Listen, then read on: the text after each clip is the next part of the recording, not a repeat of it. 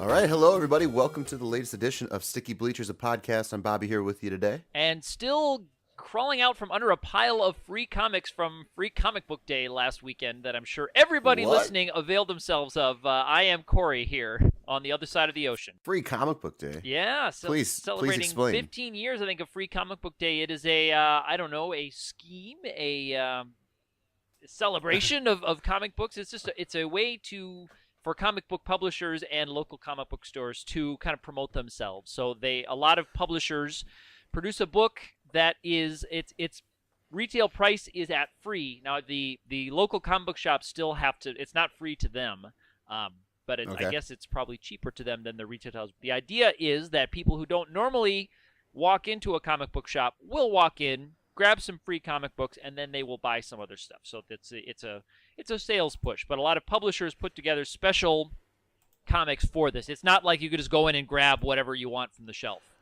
So it's like one comic, or is it multiple comics that come out free? At my local shop, it was multiple. I took home nice. almost 24 free comic Wow. books now, but a lot of them are, they're shorter than normal books, or they're promotional pieces. Gotcha. So like one publisher will put out one book that has 3 stories from 3 of their titles, and they're all kind of teaser stories that are meant to get you into them and try to get you to buy them. But I picked up. Were they effective? Yeah, I knew I wanted to buy a Judge Dredd book when I went in there, so I picked up the publisher of Judge Dredd is 2000 AD, so I picked up their free book, and they're an anthology collection anyway, so it had stories from lots of their other properties that I'm less interested in, like Strontium Dog and a few other ones. But they had a Judge Dredd story, and I've got my free ones, and I grabbed a bunch of other stuff, a lot of kids stuff that was interesting to read. And then I picked out there's a new IDW print of Judge Dredd for the American market, because Judge Dredd is a British property. And oh, really? He's not published normally. Like 2000 AD isn't distributed to America, but some of their properties are collected in books by American publishers under license. So a new one just started by IDW, who does a lot of licensed stuff. Like they do the new Ninja Turtles stuff, they do the new G.I. Joe stuff. Oh, so we have them to blame for that. But then, not the movies. They publish not the comics. Movies. They're doing a new Ghostbusters book. Like, so they get licensed properties again to do the comics publishing of a lot of licensed stuff. So and let's hope the comics are better. Yeah, it was good, but I've been also watching some sports in addition to being a comic book nerd, but that's just what been in my life, is this big stack of free comics this week. That's awesome. Comics are great. Yes. Well, speaking of sports and everything, we had the NBA playoffs going on, and the Oklahoma City Thunder have finally beaten the Spurs and moved on to face the Golden State Warriors. So any thoughts about the NBA playoffs so far, Corey? One thought I have is this. I went to look at some highlights because I was gone all of last week, and I was trying to get myself caught up.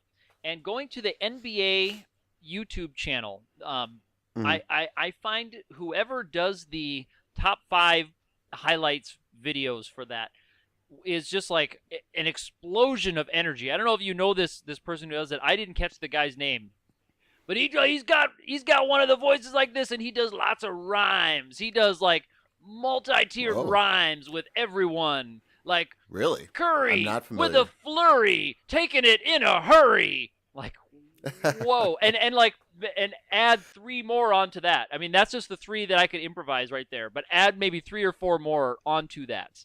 Gotcha. And that's how he does every highlight, just giving like 2,000%. That's pretty impressive. It was, but I was like, wow, I was eating my oatmeal and drinking coffee, and like I'm not ready for this yet.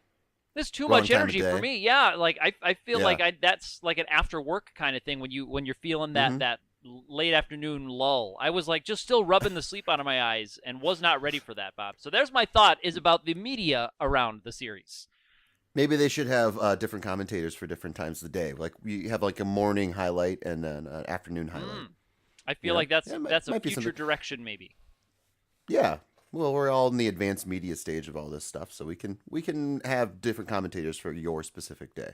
Yes, so, there you go. How you doing? Speaking of advanced media, Sticky Bleachers here on your ears and for your eyes on our YouTube channel. Over at Sticky Bleachers on YouTube. Still on our way to 100 subscribers and that custom URL. We are 11% of the way, I think, right now to 100 subscribers. Absolutely. Hey, 11%'s 11%. So Yes. So we are we're ultra advanced media here at Sticky Bleachers. yeah, yes. So a couple thoughts on that one, Bob. Finally, as you said, the Thunder do hold on, eliminate the Spurs in Game 6, 113-99. From Reddit, I love this. We have some great quotes from Coach Pop, Bob. Oh yeah, he's a quote machine. Yes. So he might be the one doing all the commentary on those NBA highlights. yeah, maybe it is Coach Pop. Money for it's People just a side you never see. pointed out on Reddit. So the post-game conference, one question is, Pop, you guys got out-rebounded tonight and throughout the whole series. And his answer was, that is a true statement. That's all he could say. And then going into halftime, I believe, the sideline reporter asked him how the first half went, and he says, as soon as we substituted, it all went to crap. That was his quote on the way to like. So when your quotes are like that, you just are having a bad night.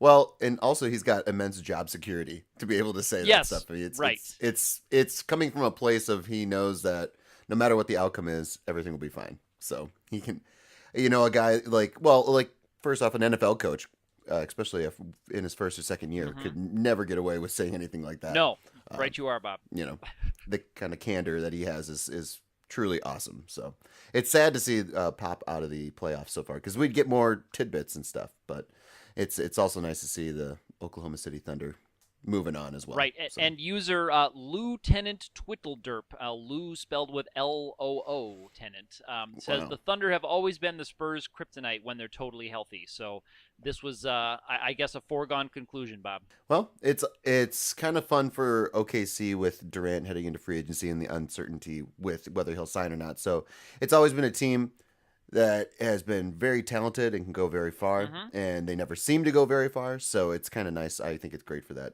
city. San Antonio's had enough finals appearances and titles and stuff as well. Yes, so and now going on to face Golden State. I did see a fun tweet from the Harlem Globetrotters account, Bob, wishing Steph Curry a happy birthday and saying, here's how you should guard him, and a video of one of their crazy antics of the Harlem Globetrotters, putting a defender up on the rim and kicking the balls away from the cylinder. Those Harlem Globetrotters. I still think Steph Curry he's going to retire and become a Globetrotter. So I think it'll be awesome. I'd love it. Maybe Bob, he'll become a member of the Generals, and they will finally get that win that they've been waiting. It's their time. They're due. I don't know why more former NBA players don't go on to join the Globetrotters or the Generals, just as a fun promotional stunt. But I don't know. TNT gives them more money to sit on a couch. That's probably true. Well, you have to be one of the 5 that they have on TNT. So yeah, right. It'll be maybe Kobe will go on to play for the Generals.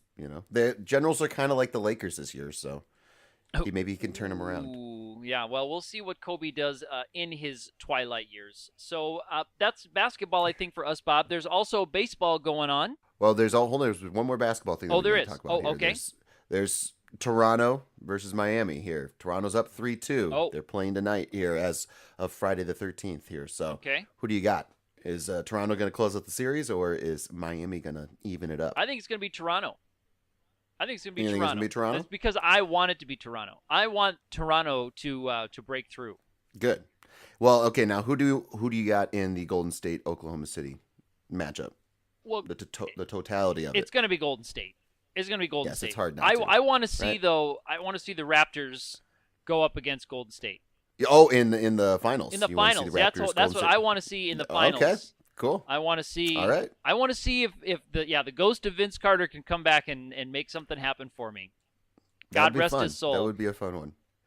I do worry about how long the Cavs have been off. I mean, they haven't played basketball in like a week or so, and they're probably not going to, depending on how this game goes. If the Heat even up the series, they're going to have to wait probably till like Tuesday or Wednesday to play their next game. So. All right. Who knows? That time off is troublesome for in any sport. So we got to balance the resting with the rusting, Bob. Yep. Yeah, because on the flip side, Toronto's a little bit beat up as well. So it does work both ways. But yes, I think it's a foregone conclusion that Golden State will go to the finals. Yes. Especially with Curry coming back as well. So. And Curry, in our break, becoming the first undisputed heavyweight champion of the MVP. The unanimous MVP. Unanimous. But it just feels good to say undisputed. Absolutely. It's always It's always better to say undisputed. And I feel like leaves no question when you and say no doubt. undisputed, just my muscle memory went into heavyweight champion and then I had to stop myself and go, nope. All right. Yeah. So congratulations to him. Congratulations to any Golden State Warrior. It seems like they've won every personal award there is possible. So we'll see if they can finish it out, and let's just hope for a good series with OKC. We don't want it to be embarrassing for any team. So yeah, all right. So we want everyone to save face. The NBA, those players need to be coddled and not be embarrassed. Yeah, sure. Speaking of coddling, let's go on to baseball. Oh, yes. You know who's coddled? A man that we just talked about in a game for next week, Bob. But Mr. Ultimate Warrior wannabe himself, Bryce Harper, telling the ump F you after getting thrown out for arguing balls and strikes. And I would say, Bryce, right back at you, buddy.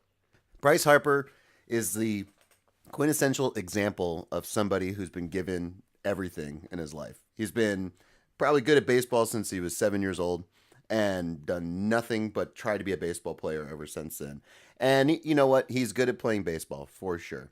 But ultimately, everyone around him has propped him up to try to make him a great baseball player and told him that he's a great baseball player. And by the time he's now 23 or 24 or however old he is, his head is so giant, full of like things that people say about him and things that he believes about himself. And also from the he's steroids. He's a complete narcissist. Yeah, well, we hope, but he's just a complete narcissist. It seems, and I know we've talked about it on the show before, but baseball has this never-ending push to make him the face of baseball. Yes. When you have other guys that are far more likable, first off, and then people say that you need like a really strong character to like, kind of pisses people off as well. You know, I don't know why, but it's one of those things like I don't want to root for him. I really don't want to watch him to root against him. Yeah. I want him to stay out of my lexicon of things that happen to me. So if I have to like watch my favorite team play his team, I'm probably not going to watch the game. I'm just going to watch another game. Yeah. So he's that much of a polarizing figure. Well, luckily, Bob, the Braves are on their way to 124 losses this year, so you might not have to worry about watching too many of those games. Our season was won during the Shelby Miller trade, my friend. So our season was won before the season even started. Yes. But anyway, Bryce Harper and his, I don't want to start criticizing entire religions in this, but him getting so highfalutin when he first started, and the clown question, bro, like, how dare you ask me if I had alcohol? You're all going to hell. That's a clown question, bro. And then and now, like, he's this paragon of baseball virtue, and then now screaming at umps, F you, and it's right back at you. If you want to be a BA, you got to be a BA. If you want to be like a Mormon goody-goody, like, that's okay. It's kind of annoying, but okay. You should see the movie Orgasmo, and then you should try to model your life after that. Anyone listening who's in the Mormon church right now, I would say watch Orgasmo, get out, and enjoy your freedom. And just see what happens. And you're welcome. It's one of those things, too, where the person that we see, we always question whether the person that we see is really who they are. I believe Bryce Harper is really a jerk. I think it really, he's just really a narcissist. So on that level, I'll commend him and say, good job for really being yourself. But I think it's just solely a product of being put up on a pedestal since you're very, very young. And to his credit, he reached those, the achievements that you need to reach and stuff. And he was very young when he came in, and he's still very young.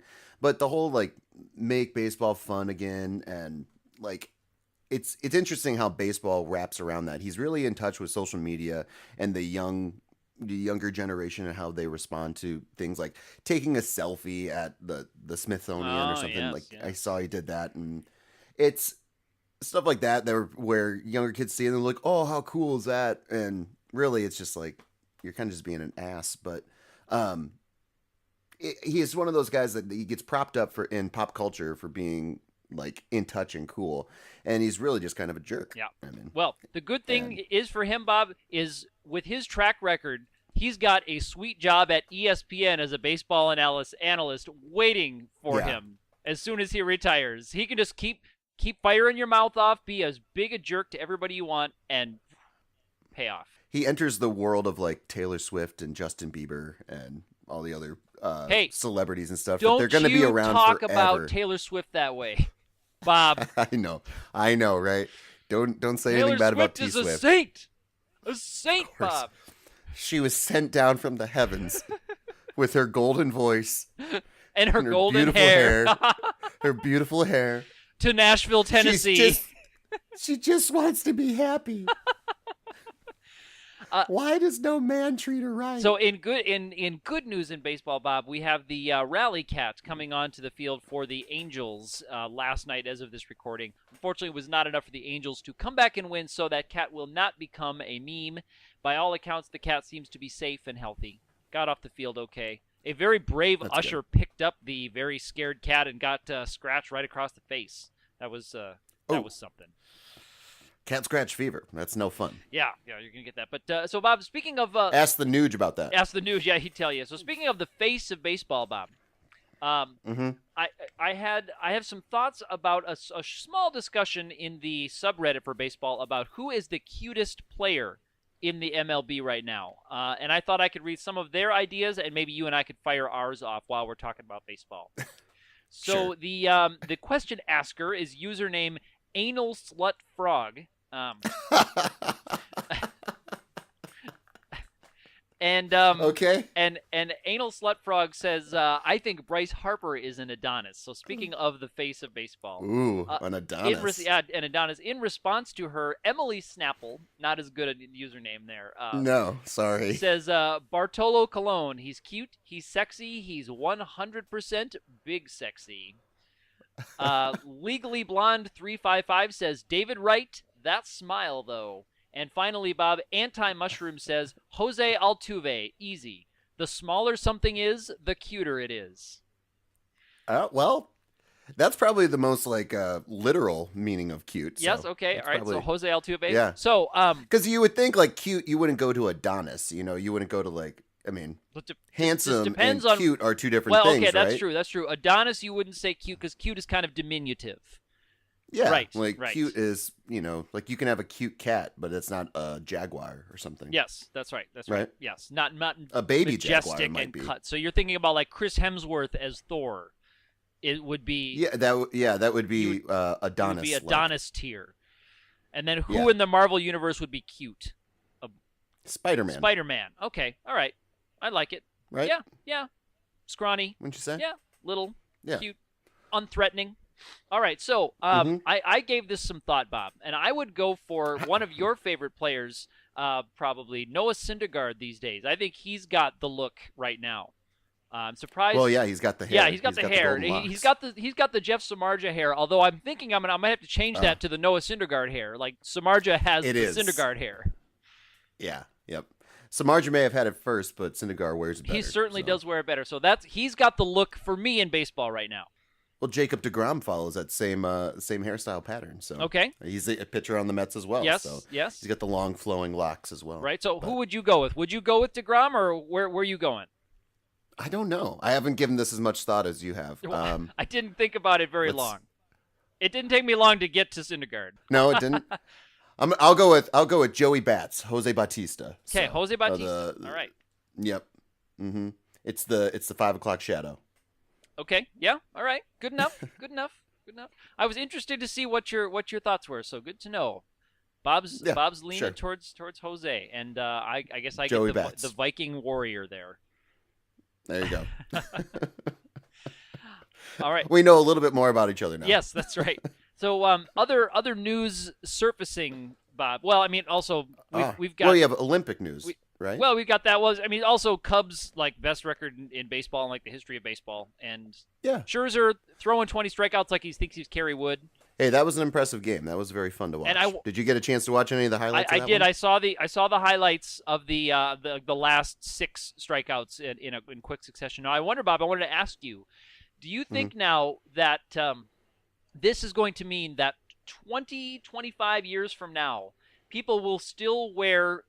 So if Scherzer just peters out after this year and just goes nowhere. Do you think in 25 years, people in Washington are going to be wearing Scherzer jerseys like people in Chicago still wear Kerry Wood jerseys? I'm going to go out on a limb here, Corey. I'm just going to say an all-encompassing statement. I've watched the Nationals since they started. their fans are very, let's say, wishy-washy. They don't. They're not like legitimate, like diehard Nationals fans. Okay. That I think they root for them when they're doing well or when they're supposed to do well. Okay. And when they're not, they don't show up. So I don't think they'll be doing that in 20, 25 years. Okay. Like because they're not as diehard.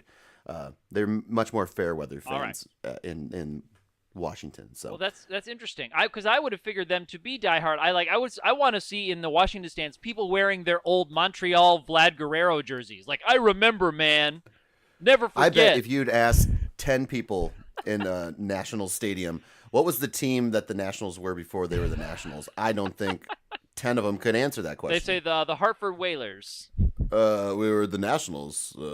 Duh. Or they'd probably say like we were the Senators. The Senators. Well, that's true. Where Yeah, did the if maybe. Yeah, where did the Senators go, or did they end? The original Senators went to Minnesota and became the Twins. Okay. And then they restarted the Washington Senators for about 10 years, and then those Senators went to Houston to become the Astros. And, Okay. All right. And then we didn't have baseball there for a bit, and that's how the Montreal Expos then became the Washington Nationals. Right, and that happened in our lifetime. Yeah, but if you remember when they first came to Washington, they were not very good, and No. the stands were very much empty. So it was a tough sell. But it took guys like Steven Strasburg and Bryce Harper, and I think that's part of the reason why MLB props them up so much. Not to get too conspiracy theorist here, we'll get into that later, but that they needed the face to get people out to the games, and they needed to create a superstar. And Strasburg, very talented, but he's not a polarizing figure like Harper is, or he doesn't grab your attention the way that somebody like Bryce Harper does. Right. So Right. doesn't put butts in the seats. So you think that he is a good fit for Washington as he is? I think he accomplishes what MLB wants to have accomplished. I see. In having a team in Washington.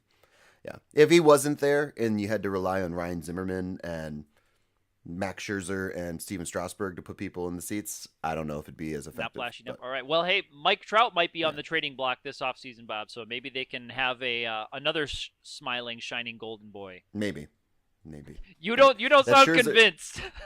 No.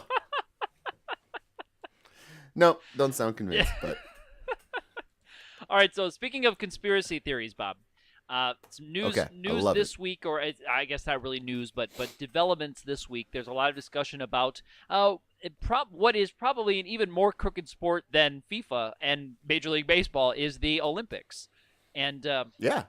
a Russian defector who got the heck out of Russia because everyone who worked under him has ended up dead, has said, "Oh yeah, in 2014 in Sochi, yeah, we cheated. We cheated like crazy. We cheated all over the place. Of course. You knew we were cheating. We were cheating like mad. Everybody, come on." Has no one ever seen a James Bond movie? Yes, I mean, this is that's right. The Russian. No, I mean not to slam the Russian people in general, but No, it's not all Russian people. No, it's not. But yeah, he outlined a very elaborate plan that they put together to get the bid for Sochi, which was also kind of suspect in how they got it taken away from Austria at the last minute, kind of like the Olympics in Rio, which we'll talk about maybe in a second. And then they went through a just top to bottom, at least according to a small number of people who have gotten out, and a lot of other people are dead. I mean, literally dead. People who were involved in Literally this dead. plan, just like the old spy movies, Yeah. you know too much, you end up dead. And no one asked questions. No, that's right. So, but he just said, yeah, we were switching out urine. We were using our home country advantage to mess with the chain of custody of urine samples, and we were switching out. I'm not sure whose they were switching it in with. I don't know. They had a very clean. elaborate plan of switching out doped samples. It's not surprising. I mean, at any level in any sport, really. I mean, this is the Olympics being the world competition of sports and everything. It adds a little bit more intrigue and stuff to it, but it doesn't surprise me. Does it surprise you?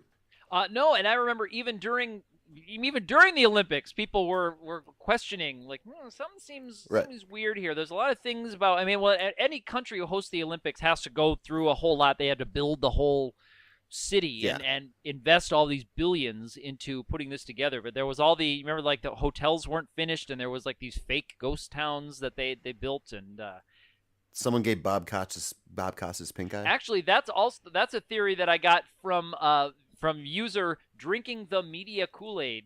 Oh nope, sorry, Ooh, that's the wrong one. that's the It's title. user Calzone. Drinking the media Kool-Aid has something else to say. Our apologies. Yes, Our I'm apologies sorry, to drinking the Calzone. media Kool-Aid. He says, yeah, the Russians also dripped something into Costas' eye when he was drugged. They drugged him and put him to sleep and gave How him dare pink you? eye. You don't touch Bob Costas. I know, he's a He's treasure. an American treasure. Him and Taylor Swift don't touch him. Don't you put T-Swift in the same category as Bob Costas. Corey, I draw the line. Jokes aside. Yes. So, but in Anyway. an era where transparency, Bob, and the ability to share information is becoming easier and easier, even within totalitarian states like Russia, we're seeing more of this come to light in major sports organizations like the NFL, like the IOC, the Olympic Committee, like FIFA.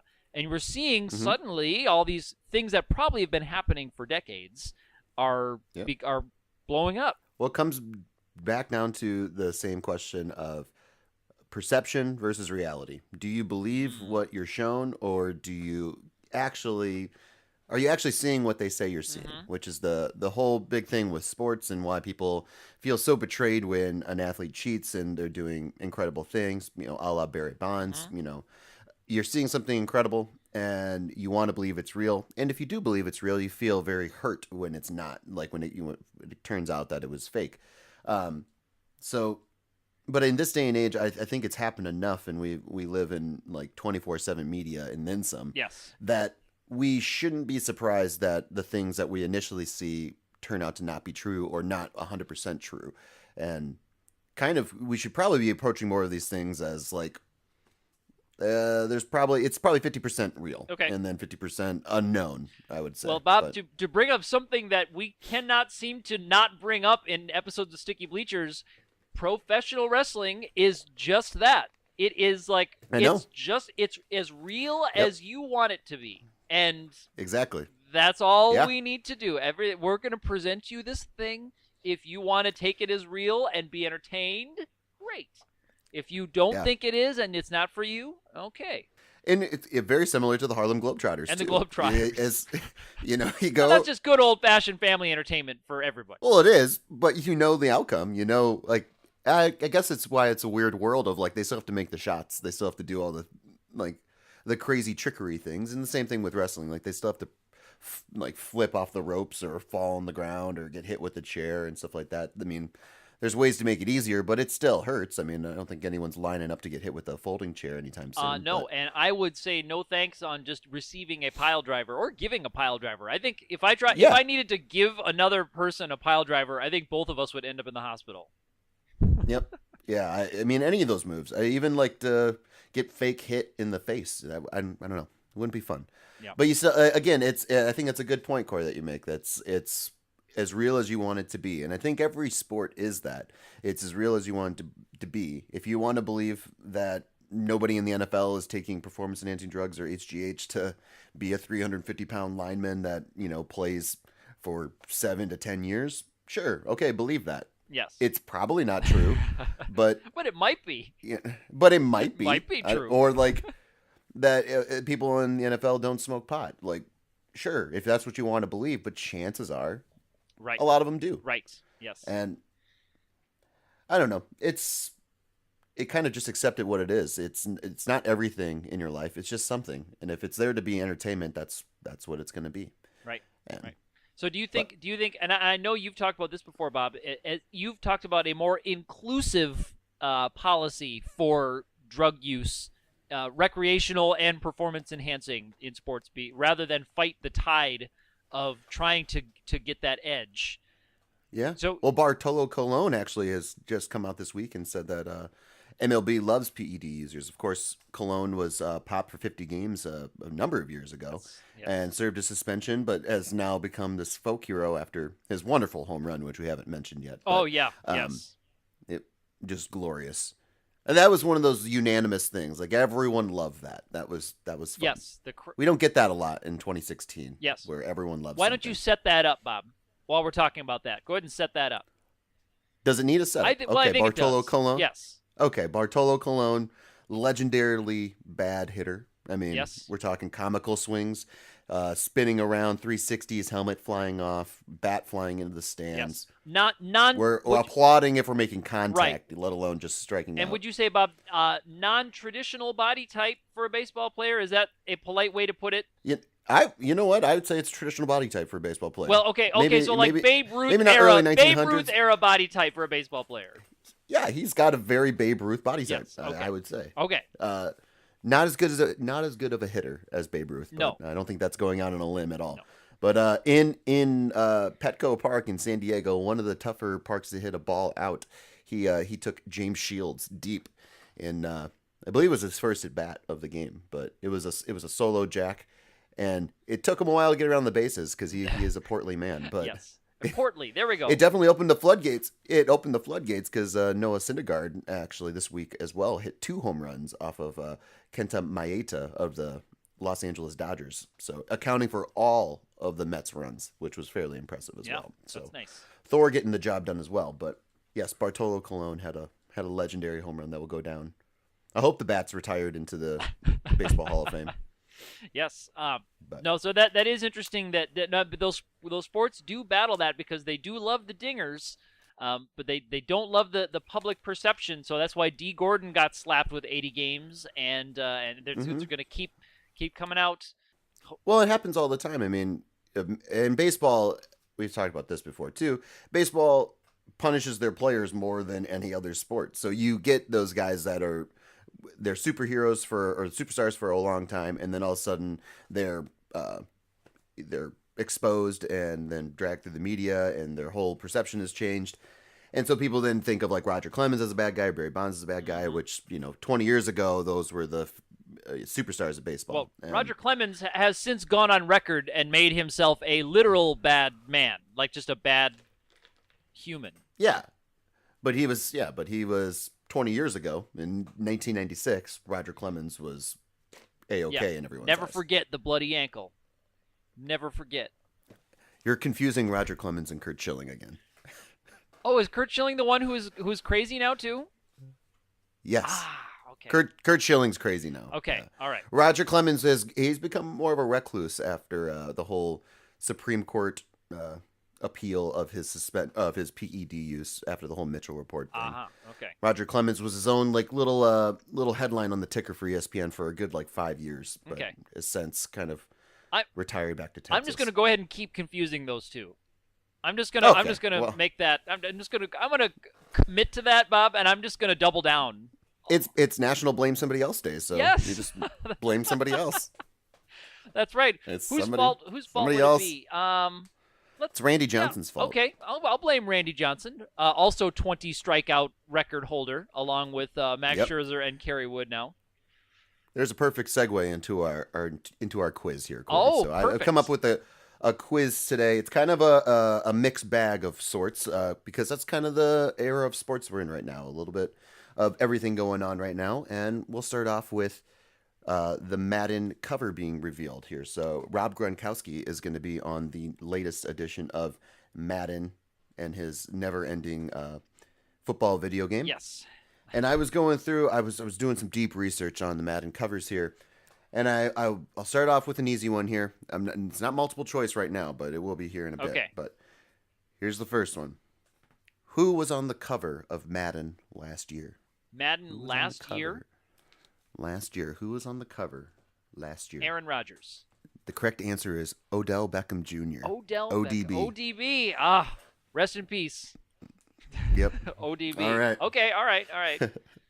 All right, so 0 for 1, but everything else here is multiple choice, all right? And it's a little bit. So here's another Madden question here now. So as we know, Madden started making video games, or someone started making video games for Madden in the late 80s, and throughout the 90s it was mainly him on the cover. Yes. And then in 2001 actually, Madden 2001 is when they first started promoting players on the cover instead of Madden himself.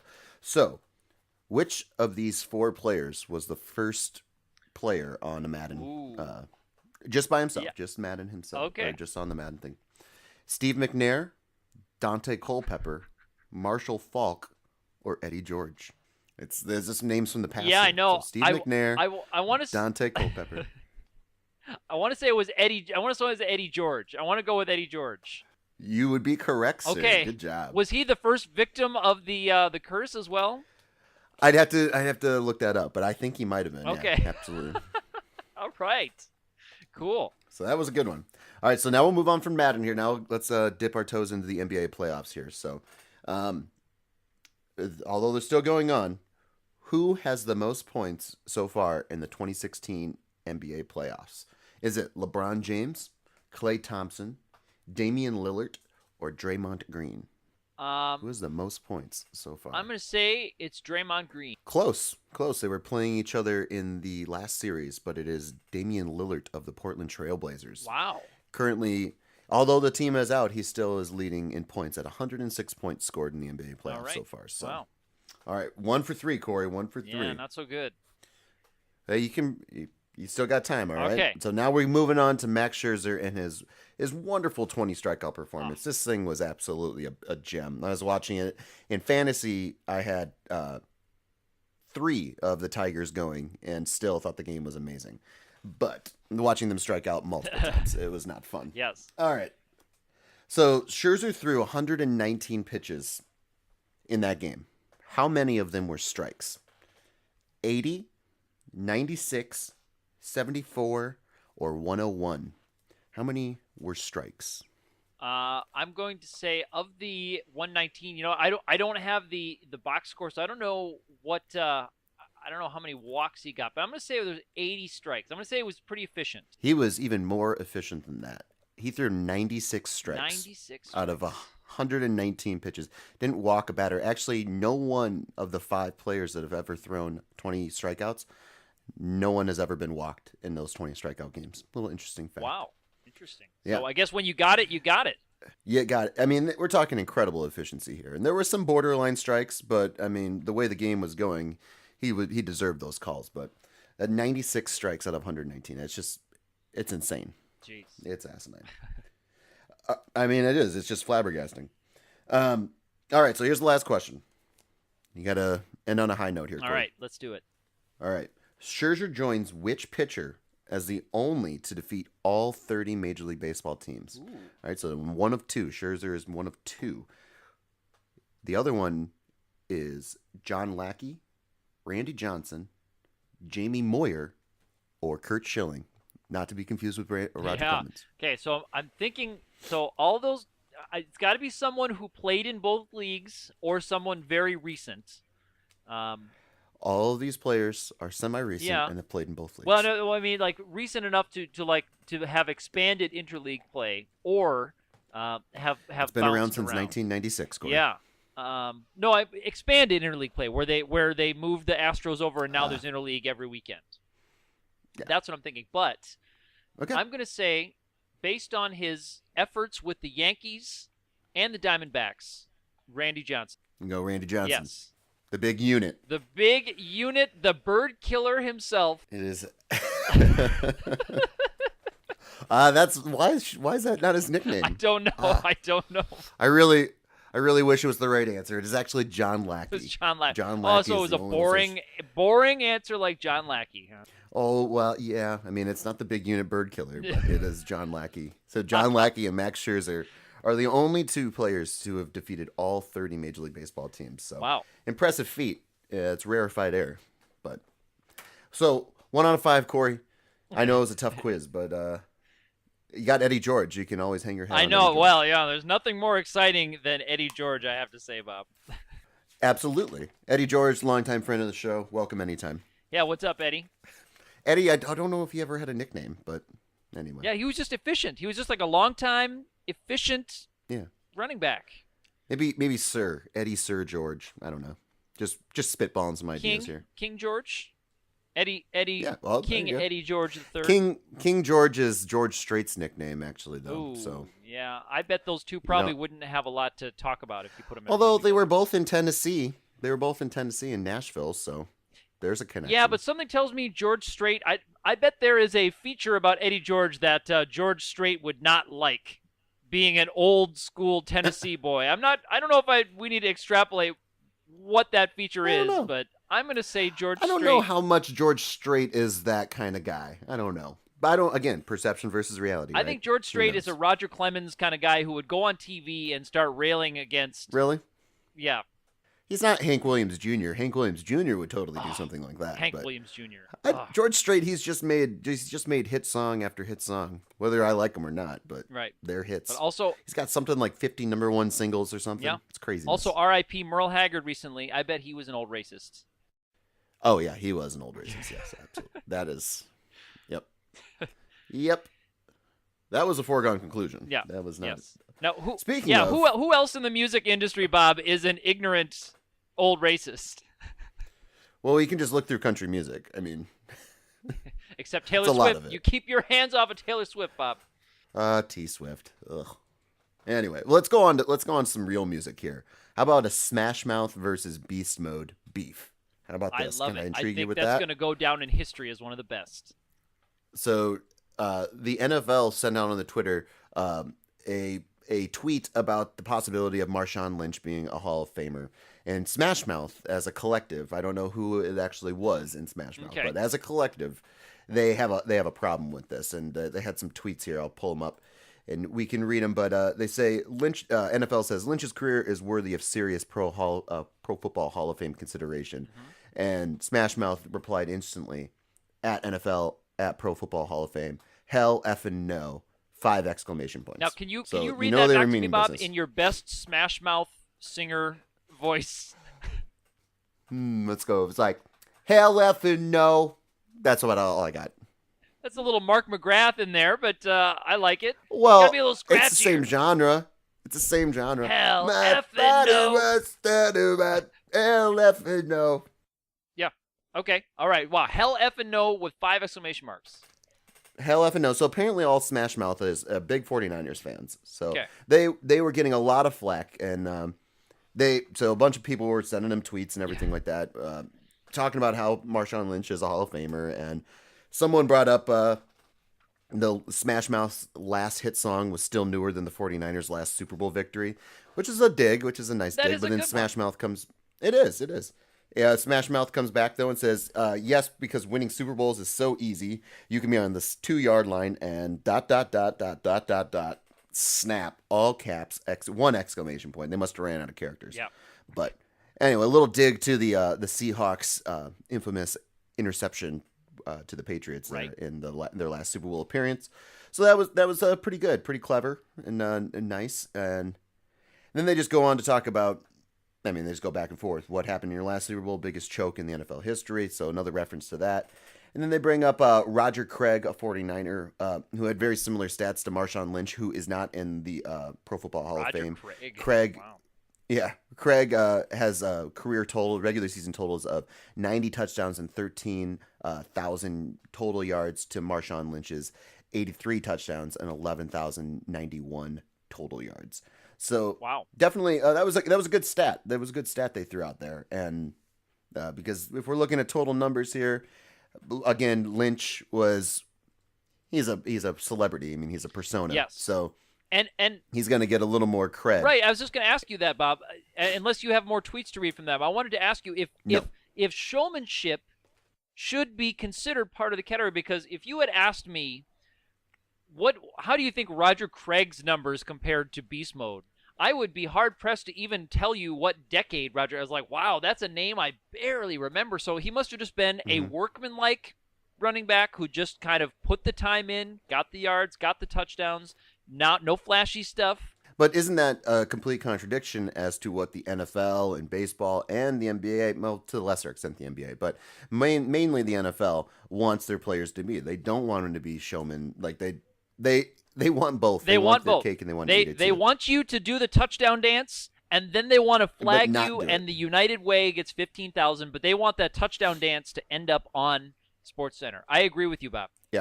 Yeah, they want it both. So yes and no, absolutely, it does, because you get a guy that just goes out there and does his job.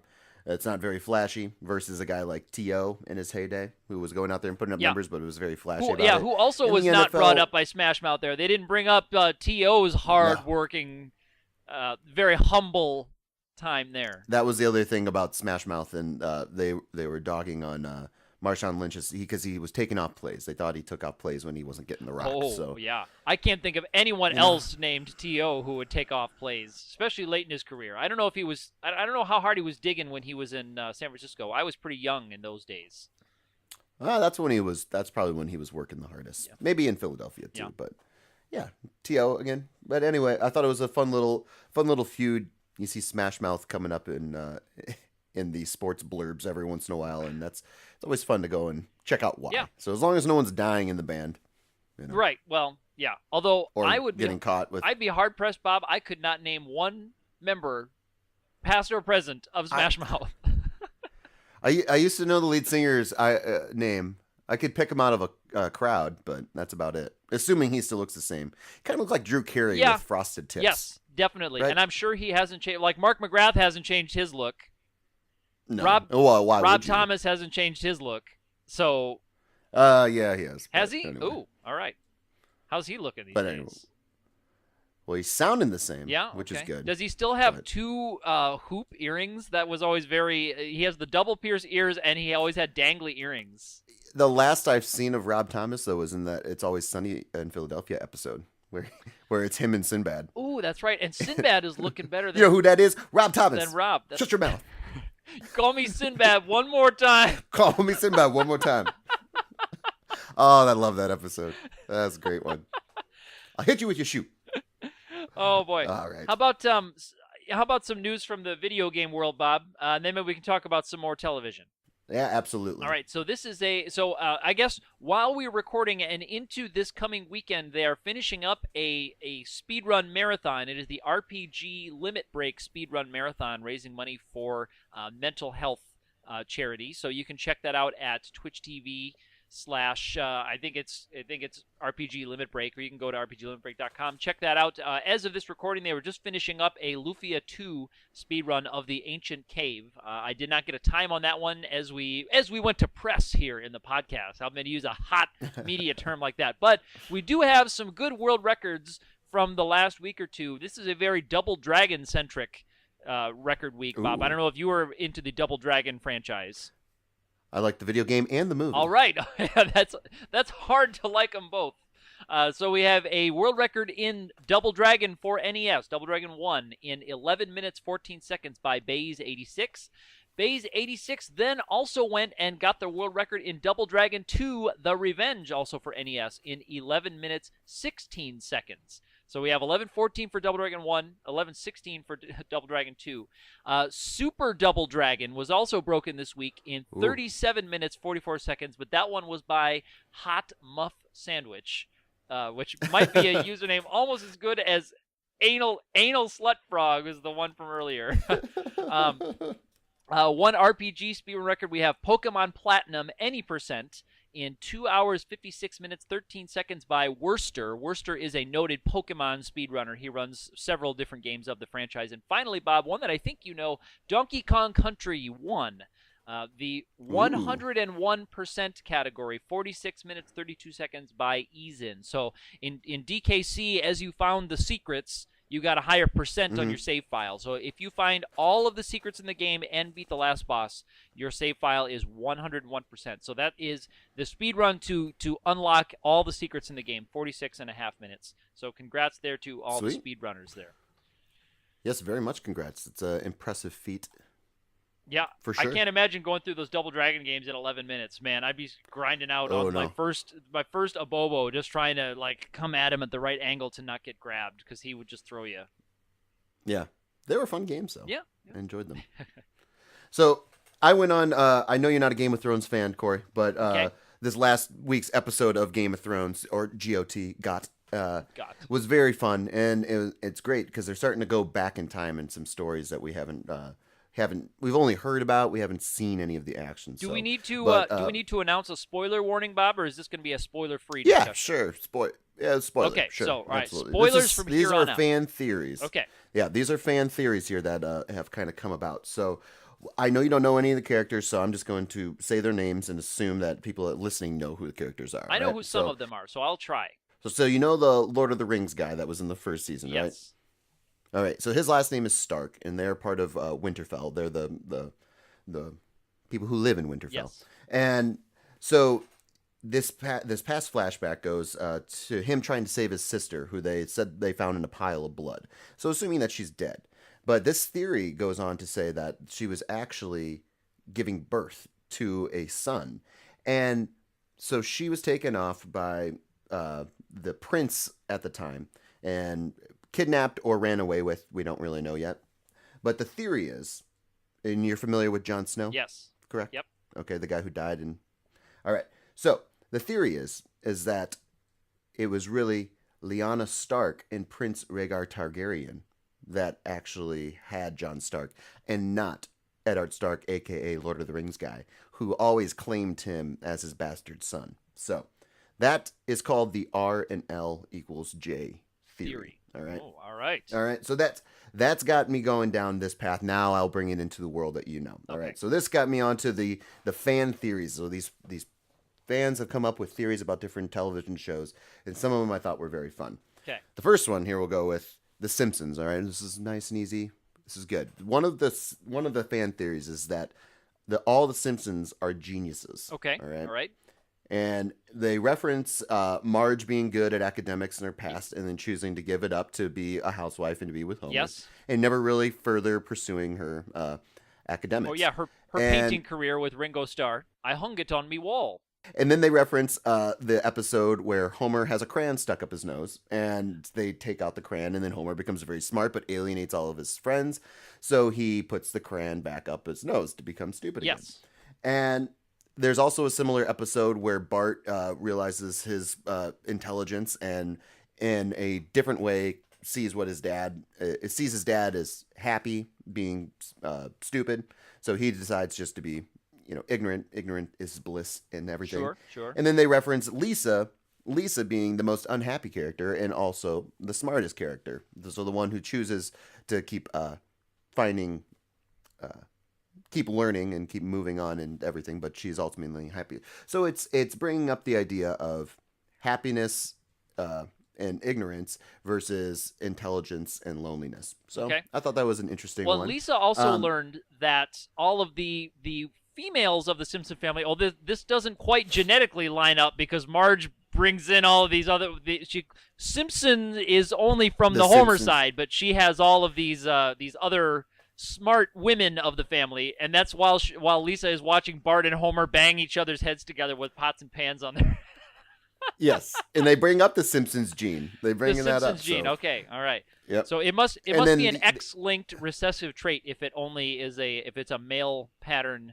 Well, and they brought in only. the fact that Homer's mom is an escaped convict who's been fleeing from police for many years. So it would require some amount of intelligence to stay on the lam for that long. Right, so, right. So it's getting mixed in there, and the whole thing with Homer and the crayon stuck up his nose is kind of the debunking thing with the Simpsons gene. So if you can take out the crayon and he's smart again, then the Simpsons gene doesn't really exist. Right. But Okay. the other theory that I found with The Simpsons that I thought was really fun was that Homer is really in a coma, and all the stuff from the time where I believe it was an April Fool's joke that Bart played on Homer, where he shook up a can of beer in a paint shaker, Yes, and it blew up. and the then he house. opened up, the house exploded. He's in a coma. Then the vending machine falls on him in the hospital. Yes. So he goes and talks to God, right? And he asks God, "What's the meaning of life?" And he says, you have to wait till you're dead. And he's like, "I can't wait that long." And he's like, "You can't wait 6 months." And then 6 months pass in real life, and then they release the first Simpsons clip show. They said the Simpsons, it's finally come to this, and it's a clip show. Yes. But the article made a point to say that the storylines really changed quite dramatically from that clip show on. So everything before that was really kind of real life stuff, like Marge is going to cheat on Homer, and Homer tries to stop drinking, Bart gets in trouble at school, yada yada yada. And then from that point on is where you get kind of the wild, wacky plots that go on with The Simpsons, like a lot of celebrities coming in and out and everything. So the theory is that Homer is still in a coma, and he's just kind of remembering the people in his family as they were. That's why they also never age. Yes. Okay. And All right. they go through, and he can hear like the nurses and doctors and stuff, and maybe they leave on the TV or something. Was the speculation as to how he knows Okay. who like Lady Gaga is or Yes. somebody like Yeah, that. and So, Kid Rock and Josie, who he yeah. pulls off the stage and thinks he's a child to rescue him from. Yeah. So I thought that those two were really good with the fan theories. That they would definitely make you look at the show a little differently. And I'll just do one more here. We can talk about some of this stuff in later other episodes. But the other one that I thought was interesting was had to do with The Office. And are you familiar? Yes. Did you ever watch Yep. The Office? I go All with right. Office canon, so throw it at me. What do you got? All right. So this one has Toby Flenderson, the wonderful HR Yes. rep, actually being the Scranton Strangler. So Ooh. the notorious Scranton Strangler was really under our noses the entire time as Toby Flenderson. And they give some evidence as to why they think that is. Being not only was he on the jury and found the man convicted, but he also thought that they were convicting an innocent man. He wasn't sure if they got the real Yes. guy. They also mention his demeanor when he starts talking about the Scranton Strangler. He gets very animated, unlike Toby normally actually Right. is. Yes. Okay. And also a little thing that was kind of brushed over quickly, but he actually goes and visits the Scranton Strangler after they convict him. He goes and Yes. visits him in jail, and then the Scranton Strangler tries to strangle him. And the article said, well, if you were falsely convicted of a crime you didn't commit and the real killer came to visit you to gloat, wouldn't you try to do something about it as well? And I thought that was a valid There point. you go. So there's also a couple little things where I believe they were talking about the asbestos in the Yes. building, and Toby says it's the silent killer, and Michael replies, "You're the silent killer." Yeah. Classic And line. Toby mumbles under his breath that you'll see. And Ooh. so it's all those little things. And also you have Michael just hating him from the get-go all the time. And Michael loves everybody. And Like Michael so- has some kind of sixth sense about this kind of thing. He just knows a scoundrel. yeah, exactly. I mean, kind of the idiot savant a little bit. And of course, but- NBC was not scared to hide bad guys in among the good guys, as we saw in Community, where the ass crack bandit was Starburns, and then I think it was Annie again, wasn't it? We had two different ass crack Yeah. bandits in the Community canon. That's true. I only remembered the Star Burns one, but did Annie? Annie was one Boy, at I the think end. there was a later episode where Starburns was not, and I think Annie was doing it to get attention to something, but I could be Yep. wrong. Starburns is he's just the best. Dino He is, yes. Stamopoulos He's is just, awesome. he's a treasure. Like Taylor Swift. We'll have to agree to disagree on that one there, bud. But anyway, those are the other things. We can go on to some other ones later on here, but I think that'll do it for us today. I would you say yes, we should wrap it up for this week. So you can find us not only here on the podcast, wherever you found us, on iTunes, Podomatic, or whatever you found us. You can also find our YouTube content on our YouTube channel, and we've got simulation games going up there every week. This week we have an exciting matchup of the Cardinals and the Dodgers, and then next weekend we have the big series of the Nationals visiting the Marlins. Be sure not to miss that one. Lots of Bryce Harper action. Although, Bob, the game that I get my logos from is the Ken Griffey Jr. Super Nintendo game, and it does not have a Nationals logo in it. So I did put the old Expos logo on the title card for next week's game. So There you be go. on the lookout for that on our YouTube channel. In addition, you can find us on Twitter and Facebook, where you can get in touch with us. Do get us a picture of your hashtag ninth inning nachos. We got to see them. Don't have to be eating at a game. I know. Just make some nachos, get a picture, send it over, and we will get it into our content somehow, Bob. Absolutely. I'm going to be sending some ninth inning nachos here next week, so you'll get at least one here by our next podcast. All right. Well, we'll get that going. For now, though, for this episode of Sticky Bleachers Podcast, I am Corey, signing off. I'm Bob. Thanks, guys, for listening. We'll see you guys next time.